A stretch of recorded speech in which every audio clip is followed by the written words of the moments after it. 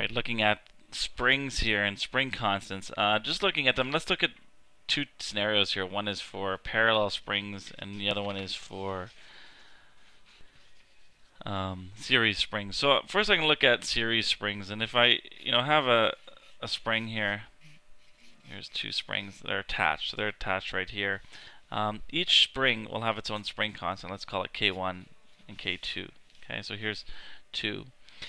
If they're attached one after another. And of course I could have a third, a fourth, a fifth, and keep going.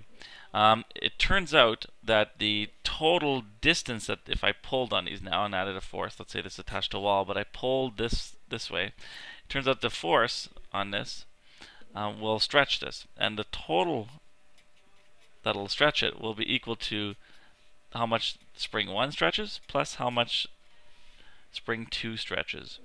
Well, the total that this stretches would be what I'm going to call here your force, which is just going to be this, divided by your K. I'm going to call it K effective. And the K effective just means the total K of this and what this effectively acts like.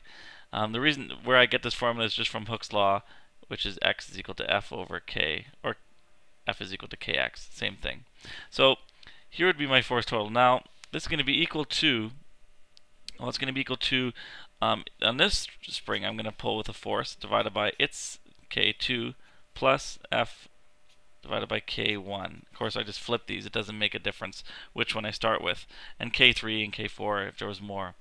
Well, if we look at this one here, these F's are going to cancel, and what I get is I essentially get an inverse proportionality here, which is 1 over Fk effective is equal to 1 over, I'm just going to write it as 1 over K1 plus 1 over K2 plus however many there are in series. Okay, this is for series.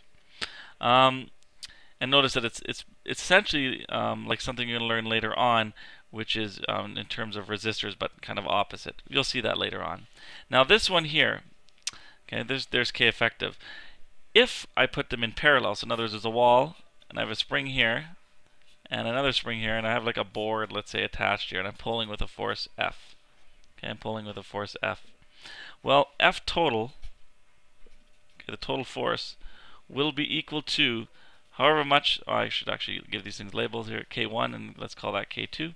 So F total will be equal to the force 1 plus force 2. In other words, these two springs are going to pull back against my force. Okay, so whatever I pull on this will be equal to the force of 1 and the force of 2. Well, looking at this, what would force total be? Well, it's going to be whatever this spring setup will be. I'm going to call that K effective times however far this stretches. I'm going to call it X. That's going to be equal to, it would be K1 times X plus K2 times X. Notice here that I can justify making all these the same X's, because if this is a bar that's not going to swivel and it's going to stay the same distance, both these X's will be the same, in which case these will all cancel. And I end up getting that K effective is equal to K1 plus K2 plus etc. So in parallel, okay, where these are in parallel with each other, I just add up all the spring constants in order to get the total spring constant for this setup. Whereas this one I have to take the inverse of them. Okay. They always ask one question, and they like this one for the AP, and that is, what happens if you cut a spring in half? Okay, what happens if you cut a spring in half? Well, let's take a look at this for a moment. If I had a spring, okay, and it had a spring constant, let's call it spring constant K. And now I cut that in half right there. What would each one of these spring constants be? I'm going to call it K prime. Okay, each one of these are going to have their own K prime. Would they be K again? Intuitively, you might think, yes, they're going to be exactly the same. It's still the same makeup. But in fact, it has different number of coils now, and it actually does change the spring constant. Let's look how. Okay, in the original one here, K would be equal to however much force I pull on here. It could be an object with gravity, but something I pull, okay, divided by how far it stretches. Okay, that's for this guy right here. This K prime, okay, or the new one, well, let's look at that one there. Each one, okay, is going to still pull, so K prime I can call it, is going to pull with the force F, but in fact, it's only going to stretch half as far. And that's going to be like an X divided by 2. Well, in this case, that 2 can go to the top. in which case you're going to get here 2f over x. If you look at my original one, it was f divided by x. This one now will be 2f over x. So in fact, the new one will be twice that of the old one. Okay, this is the original. It'll actually be twice. So in fact, if I cut a spring in half, it'll now be twice as much of a spring constant compared to the original one. Does that make sense? Well, let's take a look. Think of these now as, if I attach these again after cutting them in half, as two springs in series.